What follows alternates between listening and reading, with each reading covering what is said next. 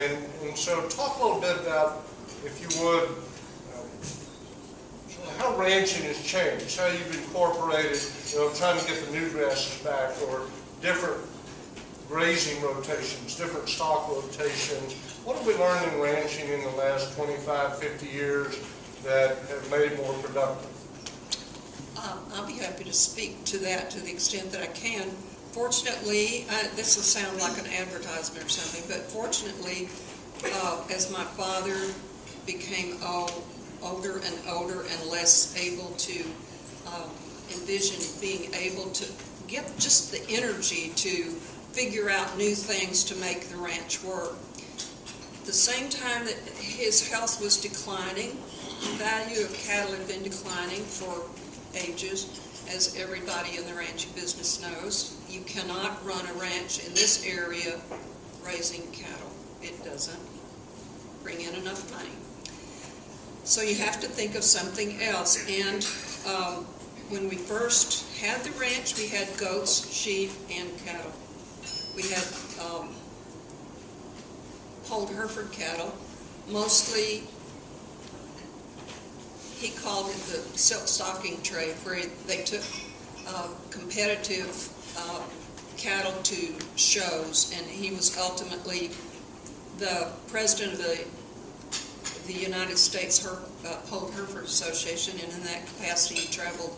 He and my mother, our mother, traveled all over the world, talking to other ranchers and comparing notes and so forth. He went to South Africa, Australia, Argentina, England, Ireland. They just went everywhere that there were ranches, and learned a lot. And then that's a very expensive business, though. You have to advertise a lot, you have to travel a lot, and after they became older, that wasn't practical anymore. And he, rather than turning his nose up at any other kind of cattle, he finally realized that the ones that were selling were cross-bred cattle, half Black Angus and half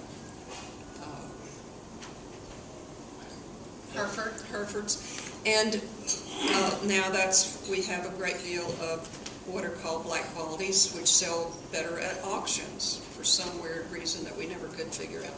But it's true.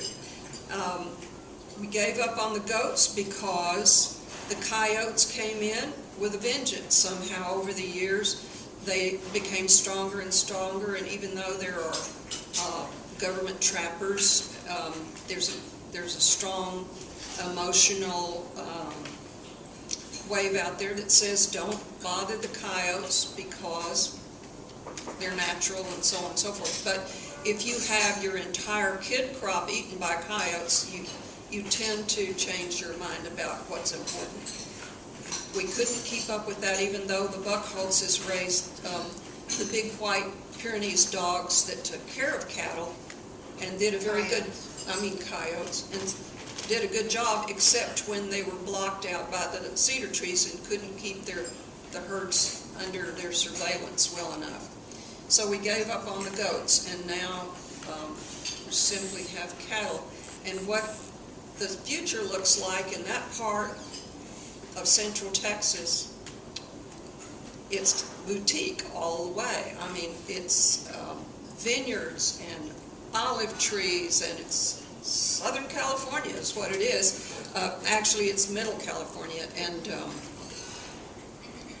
lavender and bed and breakfasts and bird watching and just about everything but cattle raising. You can still do it, but it's more of a hobby than anything else.